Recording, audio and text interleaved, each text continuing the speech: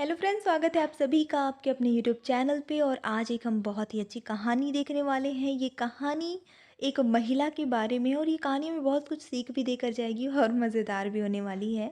ये कहानी एक खूबसूरत औरत की है जिनका नाम अनीता राठी था। वह एक प्राइमरी स्कूल टीचर थी। यह बात उस पुराने दौर वक्त की है जब देश में छुआछूत पूरी तरह से छाया हुआ था। ठीक है, तो यानी कि एक पुरानी कहानी है, पुराने ज़माने की कहानी है। हो सकता है आज के ज़माने में ऐसा ना होता हो, या हो सकता है होता भी हो। तो वो महिला बहुत सुंदर थी और उन्हें सुंदर दिखने वाली महिलाओं से दोस्ती करना बहुत पसंद था। साफ सफाई से रहना अनीता को बहुत पसंद है। वो बिस्तर पर एक सिलवट भी देखना पसंद नहीं करती थी।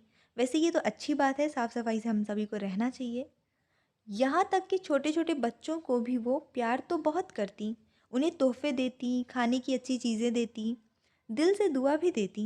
पर उन्हें कभी अपनी गोद में नहीं बैठाती और ना ही अपने बेड पर, क्योंकि उन्हें हमेशा बच्चे के गंदे कर देने की डर होता था। यानी कि कुछ लोग होते हैं ना, सफाई को लेके ओवर पॉजिटिव होते हैं, कुछ ऐसी ही थी। इस छुआछूत के दौरान अनीता स्कूल पढ़ाने तो जाती थी, लेकिन उस स्कूल में आए बच्चों को हाथ नहीं लगाती थी। यहाँ तक कि बच्चों को सख्त हिदायत दी थी कि मैडम से 1 फीट की दूरी से बात करें। उनकी कॉपी भी चेक करने के लिए हाथ नहीं लगाती थी। इसमें वैसे तो कोई बुराई नहीं है, क्योंकि छुआछूत फैला है तो हमें सावधानी तो बरतनी चाहिए। लेकिन बात ये है कि बात सिर्फ छुआछूत फैलने की नहीं थी, वो हमेशा ही ऐसा किया करती थी। उनको बच्चों से दूरी बना के रखती थी। जब उनके दोनों लड़कों की शादी हो गई तो उनकी 2 बहुएं उनके साथ रहने लगीं। बड़ी बहू भी अनीता की तरह ही रहती थी। वह नौकरों के सहारे दिन भर साफ सफाई करवाती और खुद हर वक्त साफ सुथरी और तैयार होकर, यानी मेकअप वगैरह करके रहती थी। यानी कि अच्छे से रहती थी। इससे अनीता बहुत प्रभावित रहती। वही छोटी बहू मिट्टी से जुड़ी महिला थी। वह बच्चों की देखरेख खुद करती और उनके साथ खेलती भी। वह बच्चों को मिट्टी के खिलौने बनाना सिखाने लगती, तो कभी चित्रकारी करते अपने हाथ रंग लेती। यानी कि वो एक मिट्टी से जुड़ी डाउन टू अर्थ टाइप की महिला थी, और वो ये एक्टिविटीज़ बच्चों को कराने में उसे बहुत ही अच्छा लगता था। बच्चों से उसका काफ़ी अच्छा लगाव था। अनीता जी को उसका ऐसे रहना बिल्कुल नहीं भाता था।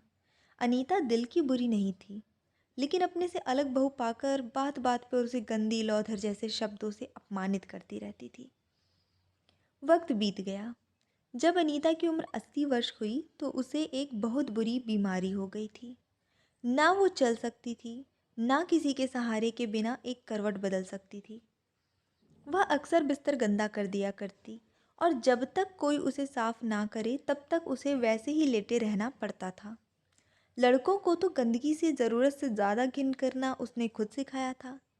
बड़ी बहू भी उसके कमरे में जाने तक से बचने लगी, क्योंकि उसे भी सफाई का कुछ ज़्यादा ओवर पॉजिटिव था। यानी कि गंदगी से लिमिट से ज़्यादा नफरत। देखिए, गंदगी की किसी को नहीं पसंद होती, लेकिन ज़रूरत से ज़्यादा वो थोड़ा सा खतरनाक होता है। लेकिन छोटी बहू ने जीवन के इस वक्त में उसका साथ दिया। वह उनकी पूरी सेवा करती, पर फिर भी कई बार अनीता जी कई घंटों गंदगी में पड़ी रहती। आज वो छोटी बहू के सहारे के बिना एक पल भी नहीं रह सकती थी। अनीता जीवन में जिन बातों को लेकर सबसे ज़्यादा चिढ़ती, और अनजाने में ही सही पर दूसरों का दिल दुखाती थी, बुढ़ापे में उसे उसी बातों को जीना पड़ा। कहते हैं इंसान जिस चीज़ से भागता है उसे उसका सामना करना पड़ता है। इसलिए कभी किसी चीज़ से घृणा ना पालें।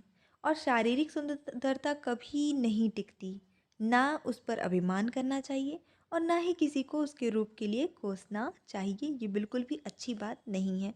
कहानी हमारी बहुत ही साधारण सी थी, लेकिन एक सीख के साथ थी, तो आप चाहें तो इसे बच्चों को भी सुना सकते हैं। अगर आपको वीडियो पसंद आया हो तो लाइक शेयर सब्सक्राइब ज़रूर करिएगा। हम मिलेंगे एक नई कहानी के साथ, और साथ ही आपसे एक छोटी सी रिक्वेस्ट है कि आप कमेंट करके ज़रूर बताएं कि आपको किस तरह की कहानी पसंद है, ताकि हम उस कंटेंट पे वर्क कर सकें। So thanks for watching, see you in next video, till then bye bye.